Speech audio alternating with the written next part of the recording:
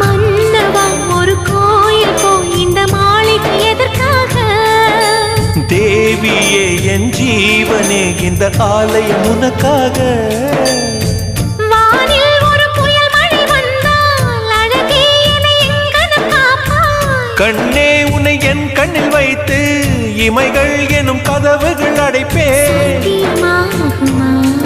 நான் சத்தியம் செய்யவா? தொடு தொடுவெனவே வானவில் என்னை தூரத்தில் அழைக்கின்ற நேரம்.